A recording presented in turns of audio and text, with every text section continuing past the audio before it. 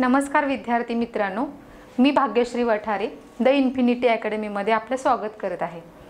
तर विद्यार्थी मित्रांनो, आज आपण स्टेट बोर्डची पुस्तकं म्हणजेच महाराष्ट्र शासनाची क्रमिक पुस्तकं का वाचायची, कशी वाचायची आणि कोणकोणती वाचायची ह्या विषयावरती डिस्कशन आज करणार आहोत आजच्या व्हिडिओमध्ये।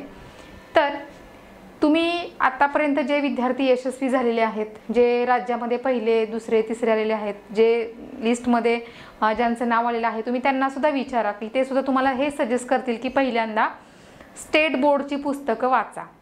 आता स्टेट बोर्डची पुस्तकं का वाचायची, कोणकोणती वाचायची, कारण आपल्या अभ्यासक्रमानुसार वाचायची आहेत। आता तुम्ही जर स्टेट बोर्डची पुस्तकं आहेत आपली 1ली ते 12वी पासूनची 12वी पर्यंतची, आता ही 1ली ते 12वी पर्यंतची जर पुस्तकं घेतली ती 300-400 पुस्तकं होतात, मग तुम्ही 300-400 पुस्तकं वाचत बसणार का? तर नाही। तर आपल्याला विषय वाईज म्हणजे हे सब्जेक्ट वाईज आपल्याला कोणकोणती पुस्तकं वाचणं गरजेचं आहे ते आपण आजच्या व्हिडिओमध्ये बघणार आहोत। आता स्टेट बोर्ड वाचायचा नक्की फायदा काय? आता तुम्ही म्हणाल की स्टेट बोर्ड वाचलं म्हणजे मी परीक्षेत पास होतो। नाही, तसं नाही होत। तुम्ही स्टेट बोर्ड वाचले म्हणजे मी राज्यसेवेमध्ये पास होणारच आणि NCERT वाचले म्हणजे मी UPSC मध्ये पास होणारच, हे असं जर तुम्हाला वाटत असेल तर आधी हा जो काही चुकीचा गैरसमज आहे तो तुम्ही आधी मनातून काढून टाका। स्टेट बोर्ड वाचून किंवा NCERT वाचून पास होत नाही, पण पास व्हायचं असेल तर तुम्हाला स्टेट बोर्ड आणि NCERT वाचावेच लागतील। आपण NCERTचे एक नंतर वाटल्यास वेगळा व्हिडिओ बघूया। आज फक्त आपण स्टेट बोर्ड म्हणजे महाराष्ट्र शासनाची क्रमिक पुस्तकं कोणकोणती वाचायची, कशी वाचायची ह्याबद्दल आपण आज माहिती जाणून घेऊया। तर स्टेट बोर्ड वाचण्याचं एक बेस म्हणजे एक गोष्ट सांगते की का वाचायची।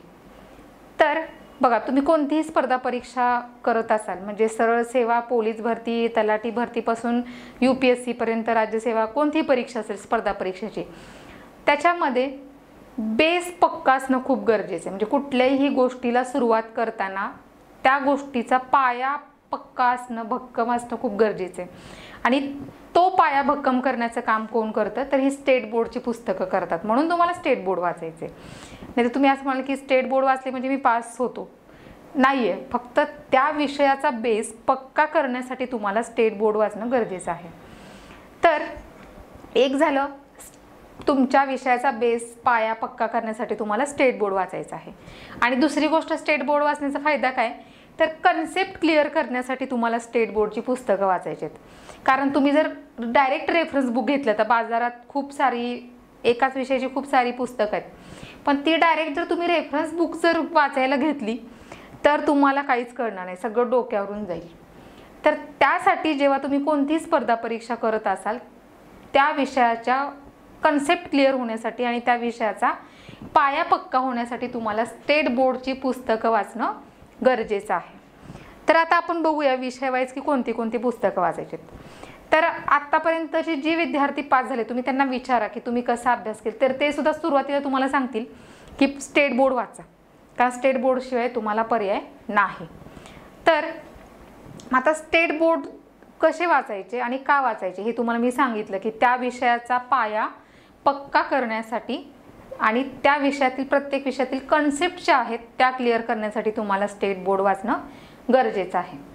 आता याच्यामध्ये आपण बघूया, जसं की जो काही कंटेंट असतो त्याच्यामध्ये तुम्हाला ज्या गोष्टी, आता एखादं सेंटेन्स असं असतं स्टेट बोर्डमध्ये की जे तुम्हाला रेफरन्स बुकमध्ये सापडणार नाही आणि कधी कधी परीक्षेमध्ये एखादी लाईन आहे अशी सुद्धा येते परीक्षेत, त्यामुळे तुम्हाला स्टेट बोर्ड वाचणं कंपल्सरी गरजेचं आहे।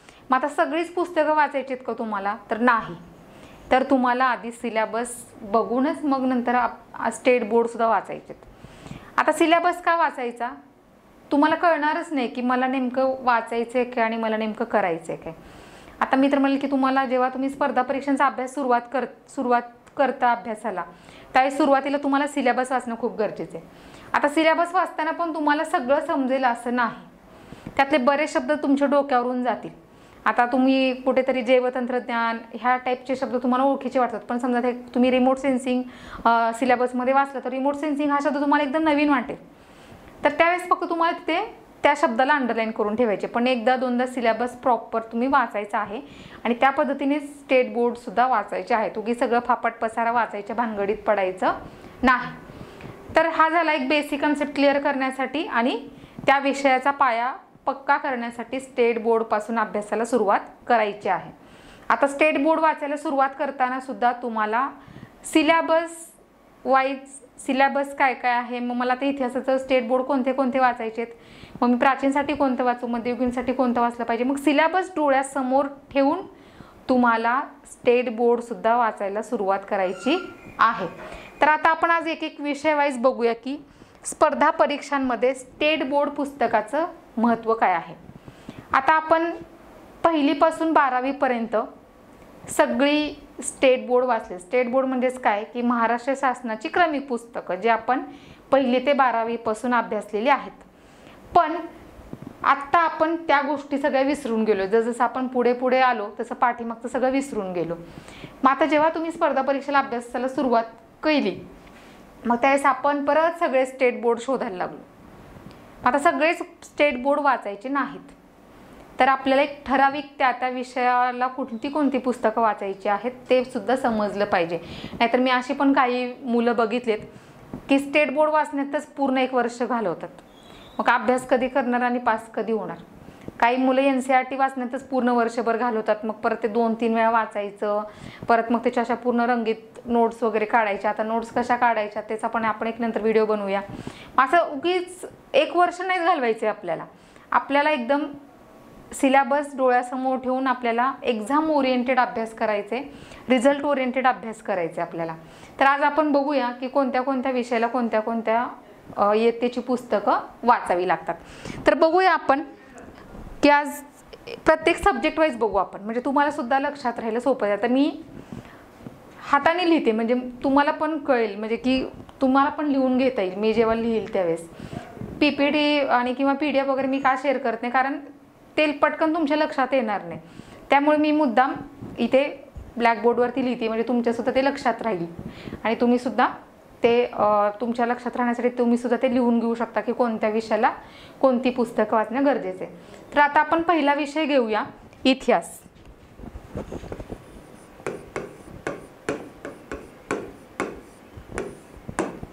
इतिहासा विषयासाठी तुम्हाला कोणती पुस्तकं वाचायची आहे ते आपण आज बघूया.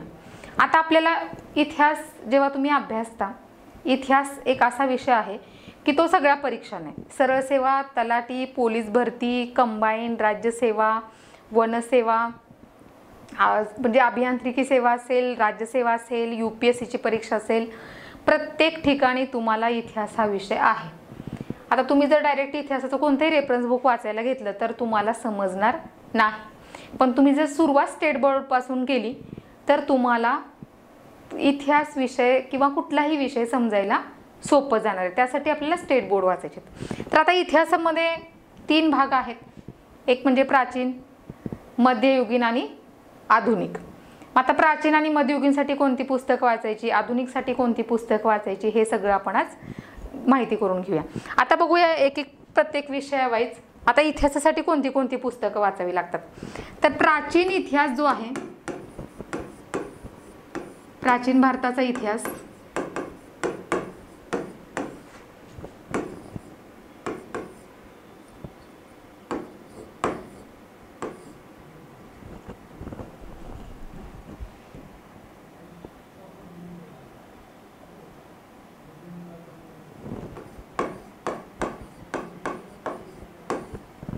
प्राचीन भारताचा इतिहास आणि मध्ययुगीन भारताचा इतिहास.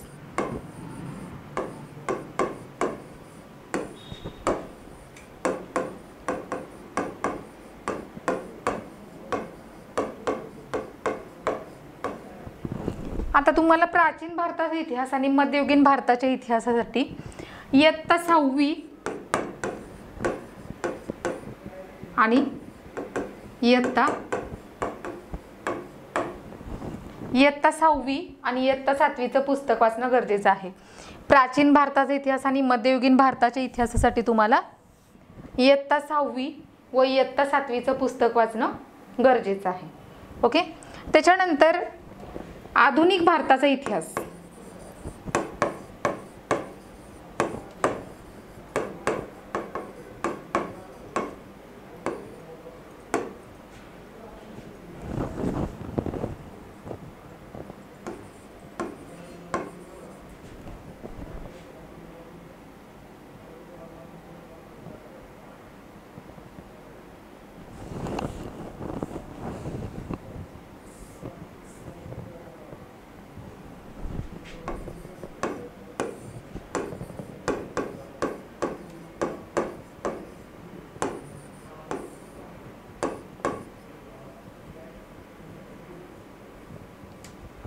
आधुनिक भारताच्या इतिहासासाठी तुम्हाला इयत्ता 8वीचं पुस्तक वाचायचं आहे तुम्हाला. आधुनिक भारताच्या इतिहासासाठी इयत्ता 8वीचं पुस्तक वाचणं गरजेचं आहे. आणि आधुनिक महाराष्ट्राच्या इतिहासासाठी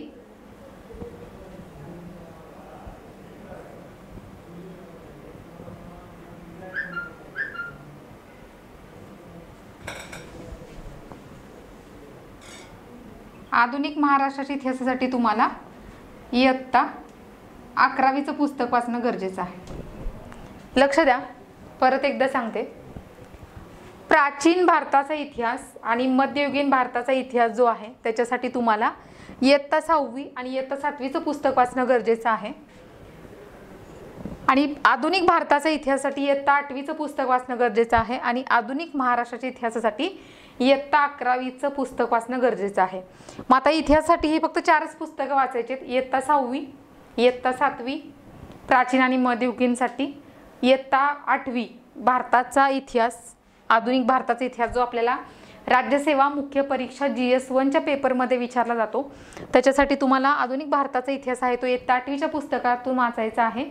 आणि आधुनिक महाराष्ट्राचा इतिहास जो आहे तो तुम्हाला इयत्ता 11वीच्या पुस्तकातून वाचायचा आहे, जो आपल्याला PSI STI ASOची जी मुख्य परीक्षा असते आणि पूर्व परीक्षा सुद्धा असते त्याच्यासाठी हे 11वीचं जे आधुनिक महाराष्ट्राचा इतिहासाचं पुस्तक आहे ते तुम्हाला कामी येणार आहे.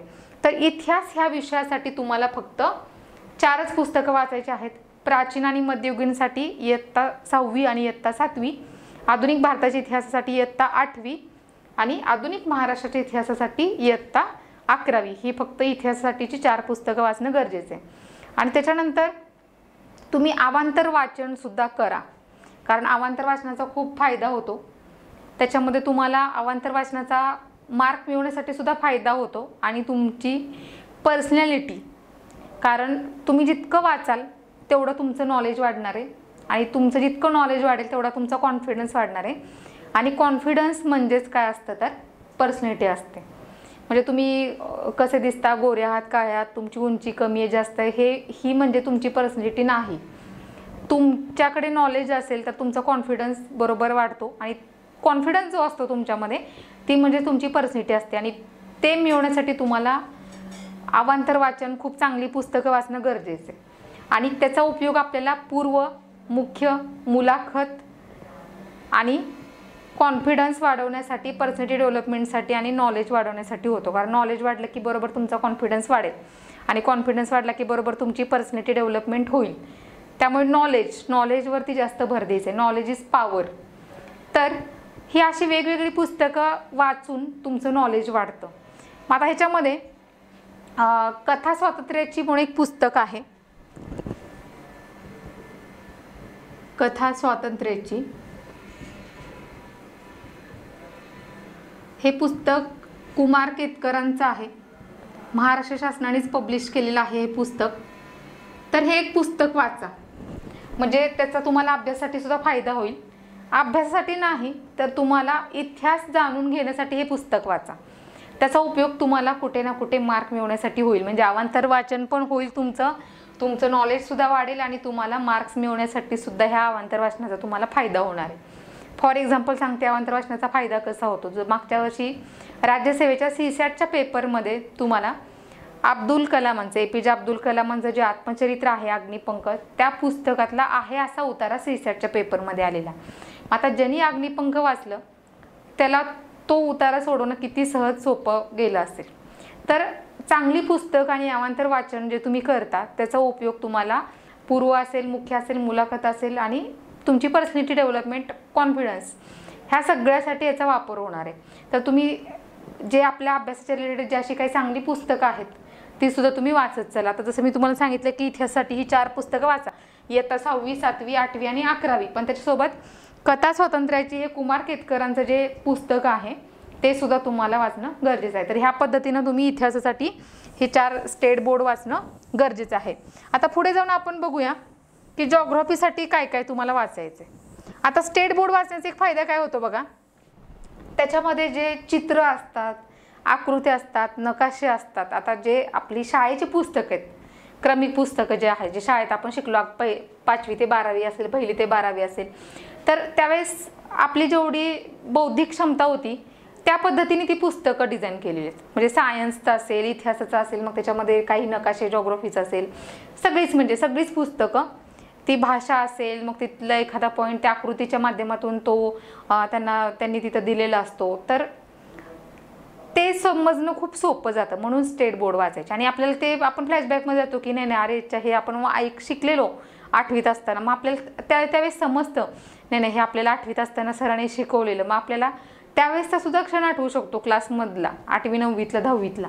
आणि तो विषय जो आहे तुम्हाला पटकन ती कन्सेप्ट जी आहे ती लक्षात ठेवायला सोपं जातं, कारण लगेच क्लिक होतं तुम्हाला. तो एक स्टेट बोर्ड वाचण्याचा खूप फायदा आहे. त्याच्यामध्ये जे सरळ साधी सोपी भाषा, एकदम साध्या सोप्या आकृत्या, नकाशे आणि वेगवेगळे चित्र, ह्याचा एक तुम्हाला खूप फायदा होतो. म्हणजे तुम्हाला त्या विषयाची कन्सेप्ट क्लिअर होणं आणि पाया पक्का होणं, ह्याच्यासाठी तुम्हाला स्टेट बोर्ड वाचायचे. म्हणजे लवकर समजतं आपल्याला.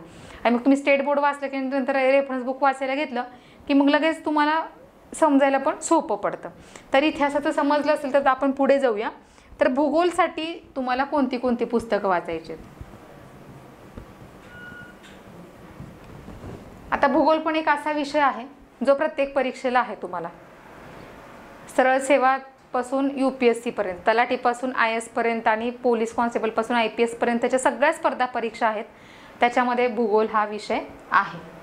आता भूगोलचा अभ्यास करताना तुम्हाला 5वी ते 12वीची पुस्तकं सगळी वाचायची. 5वी ते 12वीची भूगोलची सगळी पुस्तकं तुम्हाला वाचायची आहेत. आता त्याच्यामध्ये मग महाराष्ट्राचा भूगोल, भारताचा भूगोल ज्या पुस्तकात आहे ते तर तुम्हाला जरा जास्त भर द्यावा लागणार आहे. आणि 4थीचं जर तुम्हाला भूगोलचं पुस्तक मिळालं, म्हणजे मिळालं तर म्हणते जुन्या अभ्यासक्रमाचं, ते जर तुम्हाला कुठे मिळालं 4थीचं भूगोलचं पुस्तक, ते सुद्धा तुम्ही वाचायला काय हरकत नाही. म्हणजे मिळालं तर वाचा, नाही मिळालं तर ठीक आहे.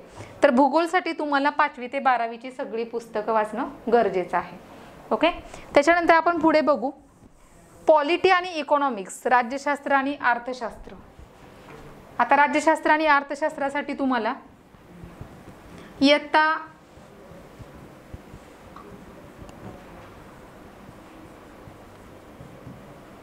8वी ते 10वीची पुस्तकं वाचणं गरजेचं आहे. राज्यशास्त्रासाठी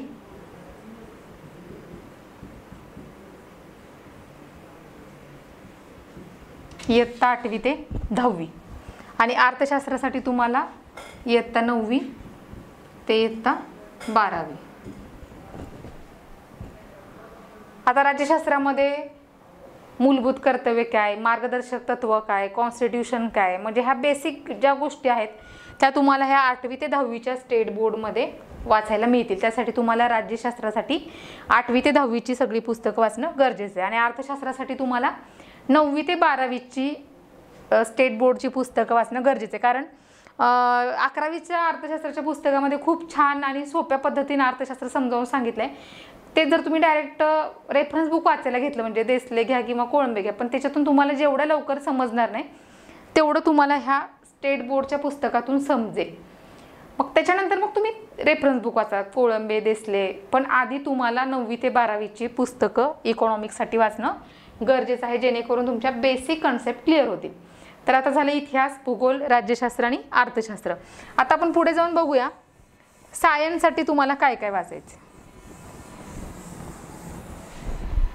सामान्य विज्ञान.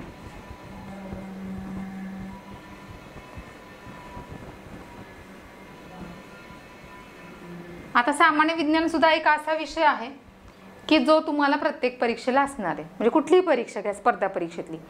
आता सामान्य विज्ञान आपण 5वी पासून 12वी पर्यंत शिकलेलो आहोत. म्हणजे जे 11वी 12वीला आर्ट कॉमर्सला नव्हते त्यांनी नाही अभ्यासला, पण सगळ्यांनी 5वी ते 10वी पर्यंत सायन्स विषय अभ्यासलाय. पण जेव्हा मुलं स्पर्धा परीक्षेकडे येतात त्यावेळेस सगळं विसरून गेलेलं असतात आणि त्यांना सायन्स विषय अवघड वाटायला लागतो. मग आर्ट कॉमर्सची मुलं तर, काही मुलं तर सरळ तो विषय स्किप करून टाकतात. पण तो विषय तुम्हाला स्किप करून चालणार नाही, कारण राज्यसेवेमध्ये सगळ्यात जास्त प्रश्न सायन्स विषयावरती असतात. 20 ते 22 प्रश्न असतात. त्यामुळे तुम्हाला सायन्स विषय जो आहे तो सोप्या पद्धतीने कसा अभ्यासेल आणि तो विषय बोर कसा वाटणार आहे. मग आर्टचा विद्यार्थी असो, कॉमर्सचा असो किंवा सायन्सचा असो, सगळ्यांनाच तो विषय सोपा वाटला पाहिजे. मग त्याची सुरुवात जी आहे अभ्यासाची ती तुम्हाला स्टेट बोर्डपासून करणं गरजेचं आहे. मग आता जे विद्यार्थी फ्रेशर आहेत, म्हणजे आत्ता जस्ट अभ्यासाला त्यांनी सुरुवात केली, तर त्या मुलांनी 6वी ते 10वीची पुस्तकं वाचायची आहेत. जे विद्यार्थी फ्रेशर आहेत, म्हणजे जस्ट त्यांनी आत्ता अभ्यासाला सुरुवात केली. आणि जे विद्यार्थी रेग्युलर आहेत, म्हणजे 1-2 वर्षापासून अभ्यास करत आहेत, मग त्यांनी 8वी ते 10वीची पुस्तकं वाचली तरी चालतील. आणि सगळ्यांनी 6वी ते 10वीची पुस्तकं वाचली तरी सुद्धा चालतील विज्ञान ह्या विषयासाठी. मग तुम्ही जर डायरेक्ट रेफरन्स बुक घेतलं तर तुम्हाला सायन्स विषय खूप अवघड वाटेल. मग त्याच्यामध्ये फिजिक्सचे चॅप्टर, मग परत केमिस्ट्री, मग परत बायोलॉजी, परत मग आरोग्यशास्त्र, म्हणजे तुम्हाला असं खूप वाटेल आणि ते अवघड वाटेल आणि असं वाटेल की बापरे किती विषय अवघड आहे, किती वास्ट सिलेबस आहे असं वाटेल.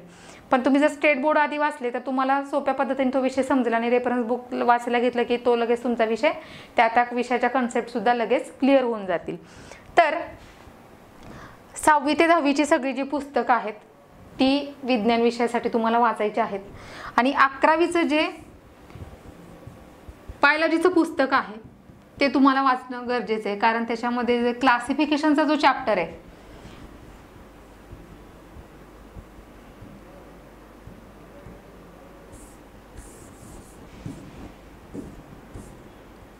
Classification of plants, classification of animals, हा जो 11वीच्या बायोलॉजीमधला जो क्लासिफिकेशन नावाचा चॅप्टर आहे तो सुद्धा तुम्हाला वाचायचा आहे, कारण क्लासिफिकेशन हा चॅप्टर त्या पुस्तकामध्ये खूप व्यवस्थितरित्या त्यांनी दिलेला आहे. आणि राज्यसेवा मुख्य परीक्षेमध्ये GS 4मध्ये बायोटेक्नॉलॉजी हा एक 15 मार्काला विचारला जाणारा एक घटक आहे GS 4च्या मुख्य परीक्षेच्या पेपरमध्ये. तर बायोटेक्नॉलॉजीसाठी तुम्हाला 11वी आणि 12वी ही दोन्ही पुस्तकं वाचणं गरजेचं आहे. हे आहे मुख्य परीक्षेसाठी.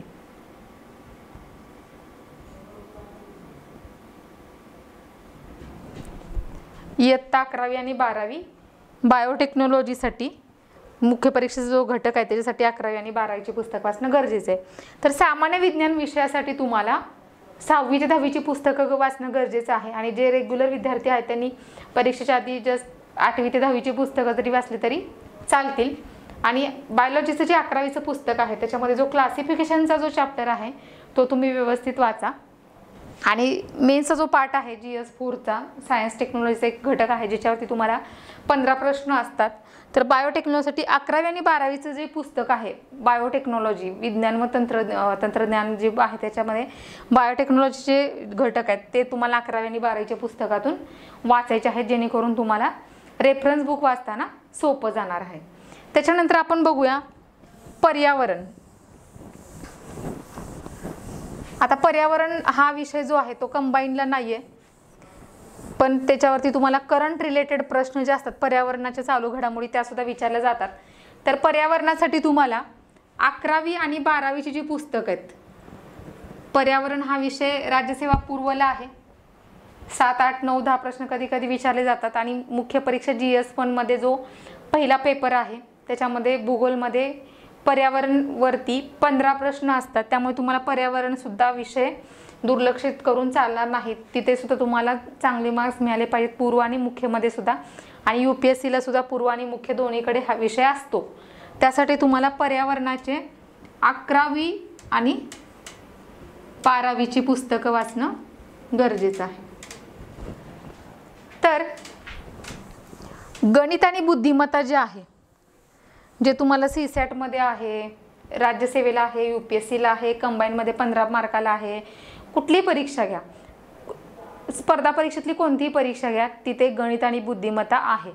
आता गणित आणि बुद्धिमत्तेसाठी सुद्धा जी क्रमिक पुस्तकं आहेत, आता क्रमिक पुस्तकं म्हणजे सगळी झाली आपली 4थी 5वी गणित, परत 8वी 9वी गणित, 10वीचं गणित. मग हे जी क्रमिक पुस्तकं आहेत त्याच्यातून त्यातली जी उदाहरणं आहेत ती सुद्धा तुम्ही बघा, म्हणजे तुम्हाला लॉजिक लावणं सोपं जाईल आणि तुमची प्रॅक्टिस लवकर होईल. तर गणित बुद्धिमत्तासाठी सुद्धा तुम्ही स्टेट बोर्डची म्हणजे क्रमिक पुस्तकांचा तुम्ही वापर करू शकता. तर इतिहास, भूगोल, राज्यशास्त्र, अर्थशास्त्र, पर्यावरण, विज्ञान ह्या विषयांची स्टेट बोर्डची पुस्तकं कशी वाचायची हे आत्ता मी तुम्हाला सांगितलेलं आहे. तर परत एकदा सांगते, इतिहासासाठी तुम्हाला प्राचीन आणि मध्ययुगीनसाठी 6वी आणि 7वीचं पुस्तक वाचायचं आहे. आधुनिक भारताच्या इतिहासासाठी इयत्ता 8वीचं पुस्तक वाचायचं जे आपल्याला राज्यसेवा मुख्यसाठी उपयोगी येणार आहे. आणि आधुनिक महाराष्ट्राच्या इतिहासासाठी इयत्ता 11वीचं पुस्तक वाचणं गरजेचं आहे, जे तुम्हाला PSI STI ASOच्या पूर्व आणि मुख्य दोन्हीसाठी उपयोगी पडणार आहे. भूगोलसाठी तुम्हाला 5वी ते 12वीची सगळी पुस्तकं वाचायची आहेत. राज्यशास्त्रासाठी इयत्ता 8वी ते 10वीचं वाचायचं आहे. अर्थशास्त्रासाठी इयत्ता 9वी ते 12वीचं वाचायचं आहे. सामान्य विज्ञानासाठी इयत्ता 6वी ते 10वी, 11वीचं बायोलॉजी आणि बायोटेक्नॉलॉजीसाठी 11वीचं आणि 12वीचं वाचायचं आहे. आणि पर्यावरणासाठी इयत्ता 11वी आणि 12वीचं वाचायचं आहे. आणि गणित बुद्धिमत्तासाठी सगळे जी क्रमिक पुस्तकातले जे गणित आहेत, उदाहरणं वेगवेगळी आहेत प्रत्येक कन्सेप्टची, ती सुद्धा तुम्हाला बघायची आहेत. तर ह्या पद्धतीने तुम्ही स्टेट बोर्डची पुस्तकं वाचा. उगी सगळं फापट पसारा वाचण्यात वेळ वाया घालवू नका. काही मुलं जसे एक वर्ष घालत बसत तसं घालवू नका. ह्याच्या काही तुम्हाला नोट्स वगैरे पण काय काढायची इतकी काही गरज नाही आहे. त्या पुस्तकामध्ये तुम्ही अंडरलाईन करून ठेवलं तरी चालतं. फक्त तुमची एक 2-3 वेळा रिव्हिजन झाली पाहिजे स्टेट बोर्डची सुद्धा, म्हणजे तुम्हाला रेफरन्स बुक वाचलं की ती कन्सेप्ट लगेच क्लिअर होईल.